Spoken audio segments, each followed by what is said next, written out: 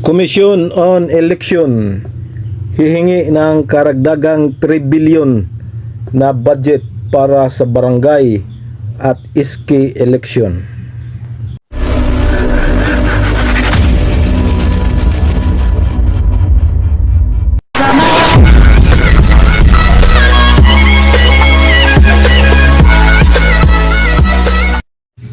Hello, isang mapagpalang gabi po sa ating lahat mga kapobre. Welcome back muli sa ating munting channel, Cap June Official, or pwede rin i-search Pobreng Mapalad Vlog. Update sa barangay at iski election mga kapobre.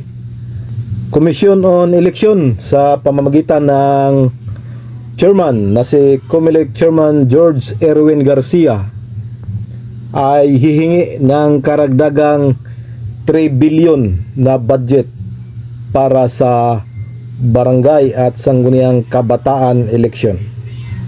Panoorin natin to mga kapobre. Meron pa tayong report.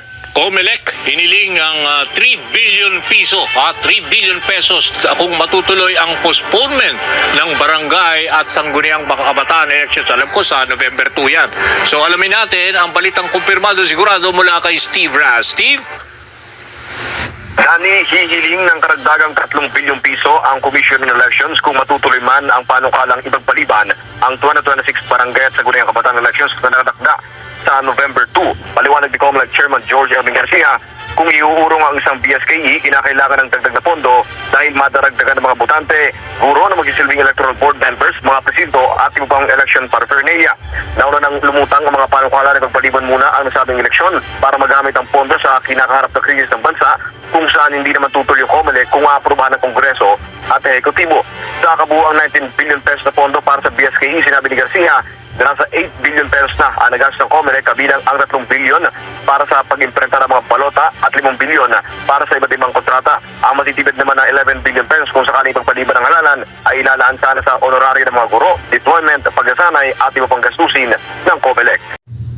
So yan po ang panayam kay COMELEC Chairman George Erwin Garcia, at sinabi po niya na kakailanganin ng komisyon ng karagdagang pundo na 3 billion kung sakasakali mang ipostpone muli ang barangay at iski election na gaganapin ngayong November 2, 2026 dahil daw para sa karagdagang voters registration na naman at saka karagdagang bayad daw sa mga Board of Election Inspector at sa iba pang paggagastuhan mga kapobre.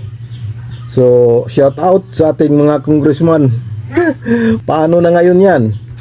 Imbes kay i-postpone ninyo dahil gustong makatipid ng gobyerno at yung pira ay gagawing ayuda, paano na ngayon yan? Mukhang abunado ang gobyerno dyan. Dahil pag i-postpone daw ninyo, hihingi ng karagdagang 3 billion ang COMELEC. So, paano na ngayon yan mga magigiting nating mga congressman? Imbes i-postpone para makatipid ay magdadagdag pa kayo ng 3 billion kung i-postpone nyo. Ang masaklap pa dito mga kapobre ay bawal daw galawin yung pira na nakalaan para sa barangay at iski eleksyon at gagamitin sa ibang programa ng gobyerno dahil yun ay nakalaan para sa eleksyon. So, paano na yan mga kapita-pitagang mga congressman? Ituloy niyo pa ba itong pag-postpone na ang layunin ninyo ay makatipid at magamit ang pira para sa pang-ayuda? Paano yan? Hindi yan pwede galawin. Hindi yan pwede pang-ayuda. Higit sa lahat, magdagdag pa kayo ng 3 billion kung talagang ipupospone nyo yan mga magigiting nating mga congressman. So, pag-isipan nyo mabuti kung ano ang nararapat. Pero wala naman daw tutol ang COMELEC kung sakaling ipospone talaga dahil yan ay discretion ng Kongreso. Kung gusto nilang gumawa ng batas para ipospon ang halalan. Yan ay discretion ng mga congressman. So, abang-abang mga kapobre kung ano talaga ang mangyayari dito. So, yan ang ating quick update sa barangay at SK election. This is your Cap John Official. Please subscribe, like and share. Bye-bye and God bless.